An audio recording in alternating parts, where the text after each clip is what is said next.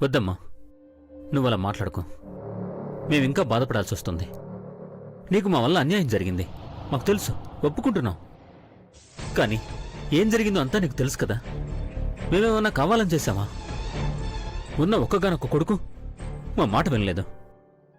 కన్న కూతుర్లా చూసుకున్న మృదుల ఇలా చేసి వెళ్ళిపోయింది. ఈ పరిస్థితుల్లో మా కూతురువైనా, కోడలివైనా, కొడుకువైనా అన్నీ నువ్వేనమ్మా. ఇక నుంచి ఇంటికి సంబంధించిన నిర్ణయాలు, బాధ్యతలు అన్నీ నీవే. ఇక మాకు మిగిలిన ఆశ నువ్వేనమ్మా. నీ వల్లైనా మాకు ఇంత సంతోషం మిగిలితే అదే చాలు.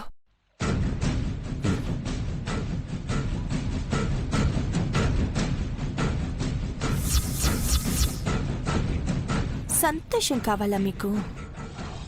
ఎప్పుడైతే ఆస్తి నా పేరున రాశారో అప్పుడే మీ జీవితాల్లో సంతోషం మొత్తం ఆవిరైపోయింది.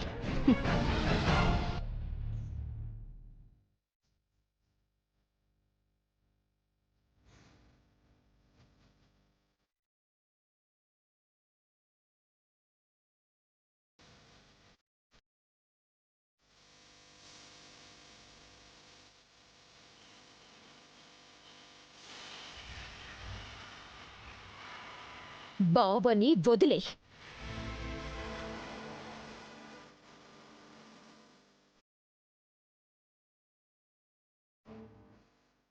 పాపం వాళ్ళొద్దనే అన్నారు, కానీ నేనే వాళ్ళ బాధ చూడలేక పెళ్లి చేశాను.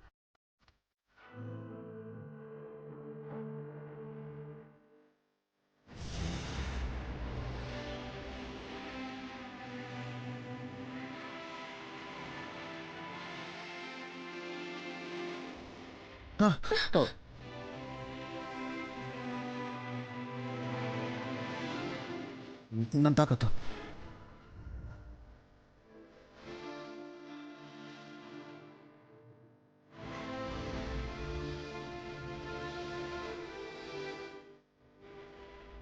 ఇప్పుడు అసలు పెళ్లి చేసే అవకాశమే లేకుండా తనయ్యతో పెళ్లి చేసి తీసుకొచ్చేశావు.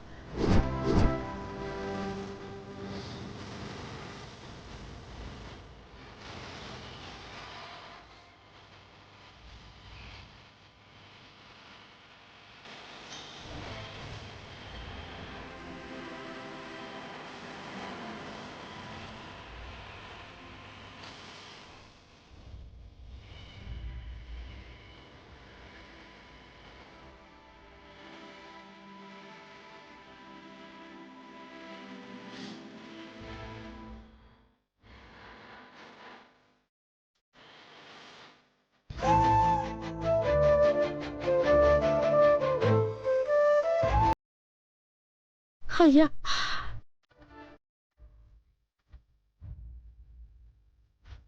అమ్మా మృదులా, ఎక్కడికి వెళ్ళిపోయావురా?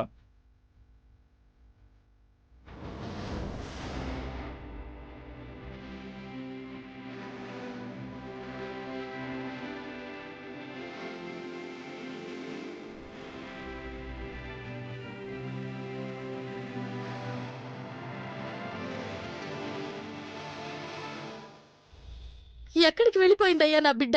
నువ్వు అక్కడే ఉన్నావు కదయ్యా. బిడ్డ ఎటు వెళ్ళిందో ఆ మాత్రం చూడలేదా? నేను అక్కడే ఉన్నాను కాని మంటపం దగ్గర లేనే.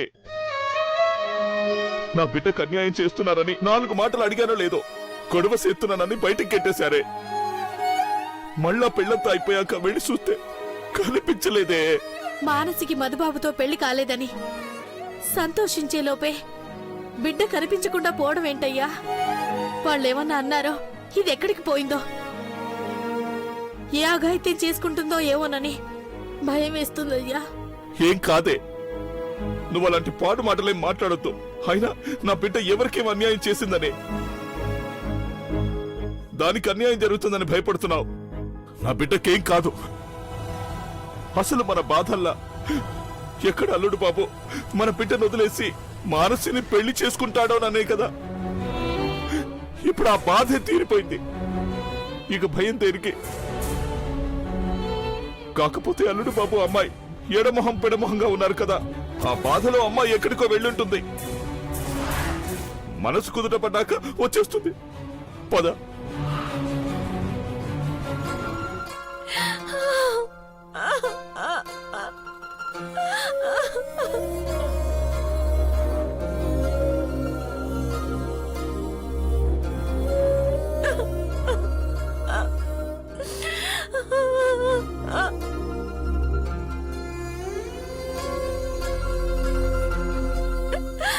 ఇప్పుడు ఏం చెయ్యాలి? ఎక్కడికని పోవాలి? వదిలిపోవడం అంటే మాట ఇచ్చినంత సులువుగా లేదే. ఏం చెయ్యాలి?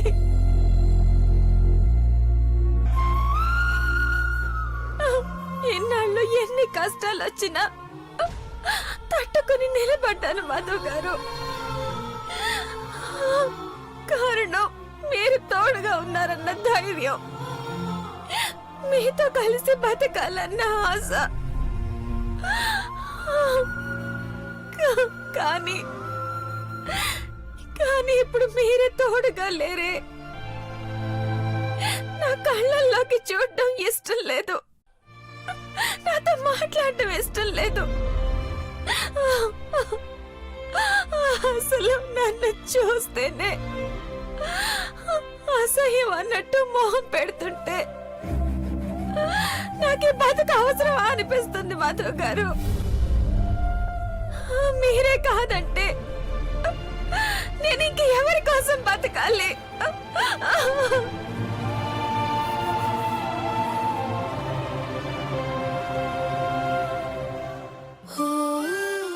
ఎన్నాళ్ళు ఎన్ని కష్టాలు వచ్చినా తట్టుకుని నిలబడ్డాను మాధవ్ గారు. కారణం మీరు తోడుగా ఉన్నారన్న ధైర్యం, మీతో కలిసి బతకాలన్న ఆశ. కానీ ఇప్పుడు మీరే తోడుగా లేరే. నా కళ్ళల్లోకి చూడడం ఇష్టం లేదు, నాతో మాట్లాడటం ఇష్టం లేదు.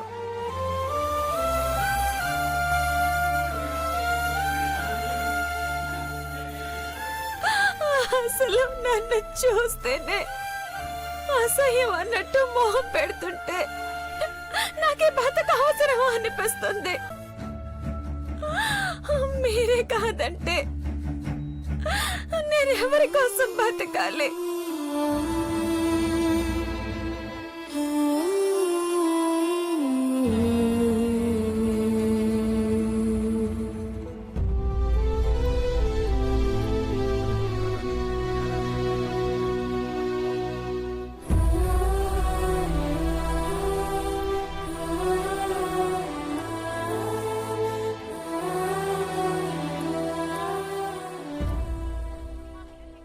మొత్తానికి ఈ మృదులని బాగా ఇరికించి పంపించారే. పంపించాను కానీ అన్నను వదిలి అంత ఈజీగా వెళ్ళదే. అది మళ్ళీ తిరిగి రాకుండా చేసినప్పుడే దాని పీడ విరుగడైనట్టు. ఇప్పుడు అది ఎక్కడుందో దాని ప్లాన్ ఆఫ్ యాక్షన్ ఏంటో తెలియదు కదా.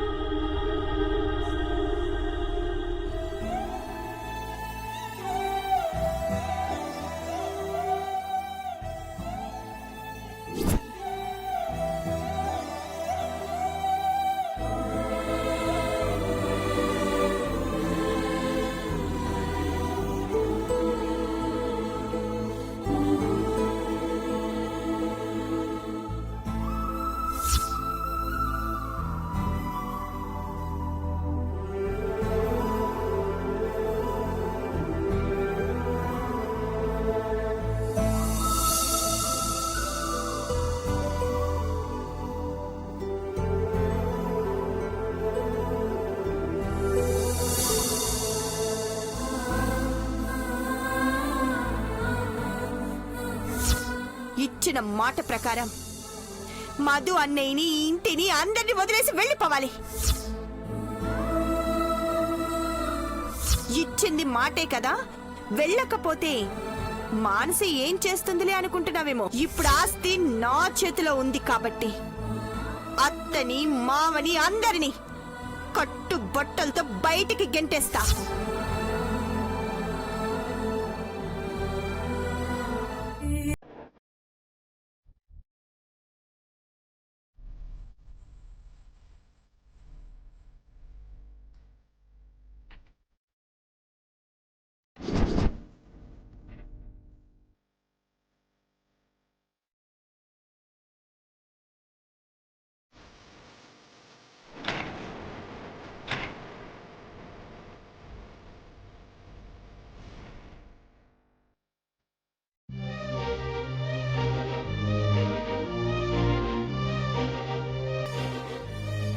మధు గారు మధు గారు మధు గారు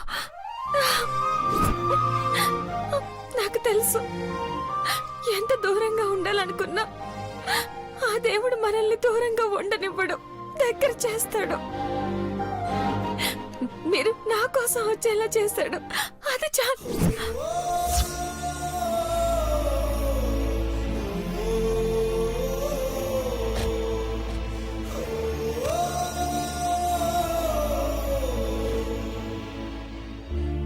మధు గారు నన్ను కలవద్దు, నాతో మాట్లాడడానికి ప్రయత్నించొద్దని ఎన్నిసార్లు చెప్పాలి? కనీసం నీ కళ్ళలోకి కళ్ళు పెట్టి చూడడం కూడా నాకు ఇష్టం లేదు. వెళ్ళిపో.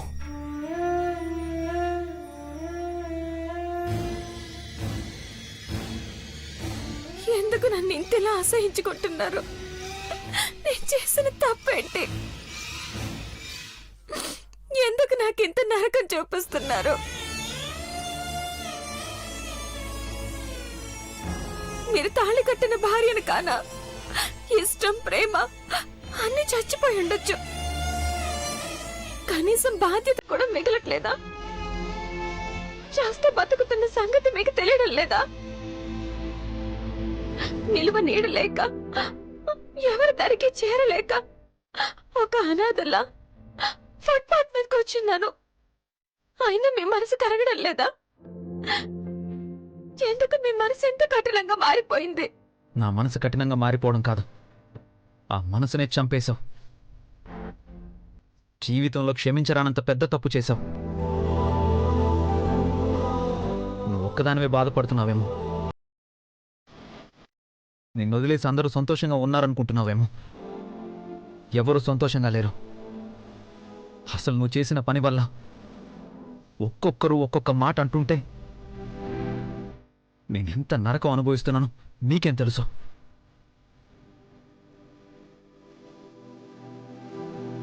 నేనే చావాలా బతకాలన్నట్టున్నాను. ఇంకా భార్య గురించి, బాధ్యత గురించి ఏం ఆలోచించమంటావు? అసలు నువ్వు ఎదురుగా ఉంటేనే పిచ్చెక్కిపోతుంది. ఏం చేస్తానో నాకే తెలీదు. వెళ్ళిపో, వెళ్ళిపో.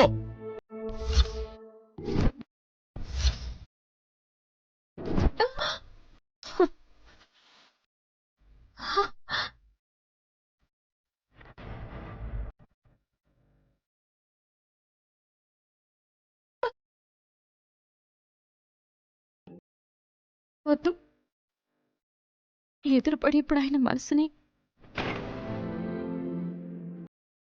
బాధ పెట్టడం ఎందుకో? ఎక్కడికో వెళ్తున్నట్టున్నారు. నా కోసం ఆలోచిస్తున్నా, నన్ను కలవాలన్న ఆలోచన ఉన్నా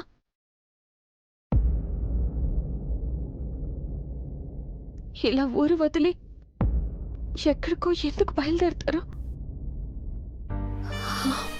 ఆయన ప్రశాంతంగా ఉండని.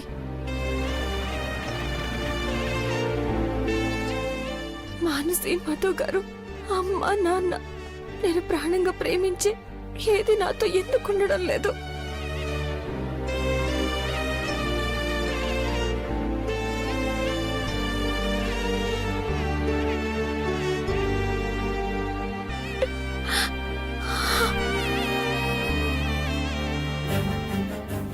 లేవండి, లేవండి, లేవండి, ఇక్కడి నుంచి వెళ్ళిపోండి, వెళ్ళండి.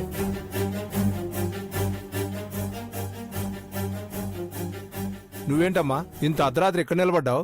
ఈ ఏరియా అంత మంచిది కాదు, వెళ్ళండి.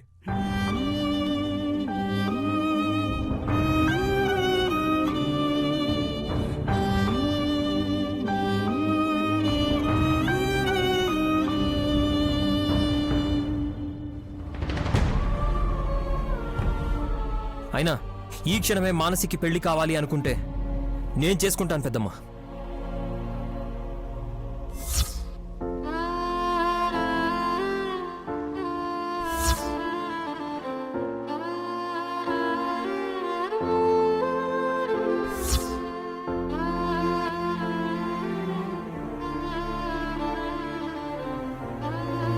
మనసి, భోజనం ఏమైనా తీసుకురమ్మంటావా?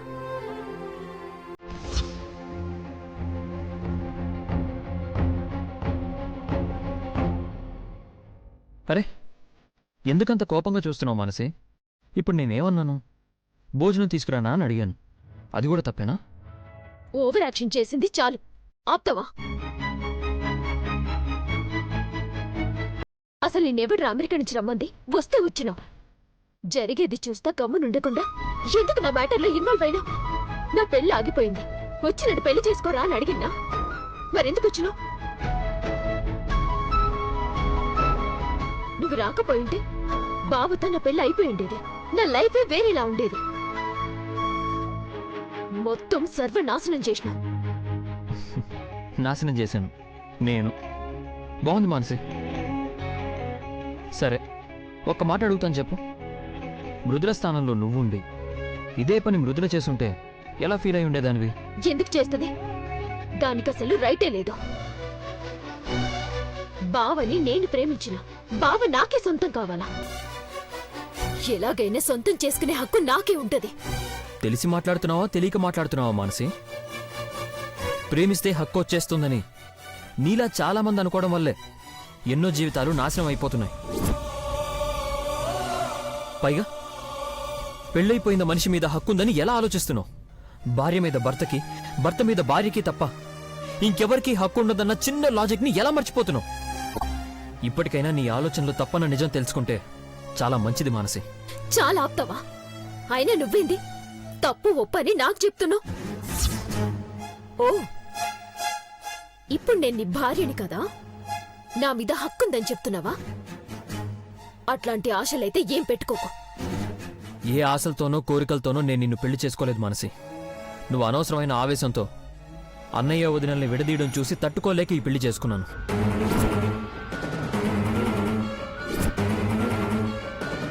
అన్నయ్య వదినలు సీతారాముల్లాంటి వాళ్ళు మానసి. వాళ్ళని విడదీయడం అంటే జన్మజన్మలకి పాపం మూట కట్టుకోవడమే. పైగా ఎవరైనా ఆ తప్పు చేయొచ్చేమో గాని నువ్వు మాత్రం చేయకూడదు మానసి. ఒక్కసారి నీకు మృదులకి మధ్యనున్న అనుబంధాన్ని గుర్తు చేసుకో. ఇద్దరు అక్క చెల్లెల్లా పెరిగినా నీ చేతి ముద్ద తినిపించు. నువ్వేసుకునే బట్టలిచ్చు. నీతో సమానంగా చదివించు. అమ్మలాగే చూసుకున్నావు కదా. ఏ తల్లైనా బిడ్డ జీవితాన్ని నాశనం చేయాలని కోరుకుంటుందా? లేదు కదా. మరి నువ్వెందుకలా ఆలోచిస్తున్నావు? తప్పు నీది కాదు మానసి. సరయు వల్ల నీ మనసు పాడైపోయిందంతే. లేదంటే నీ మంచి మనసుకి మృదుల మంచినే కోరుకుంటావు.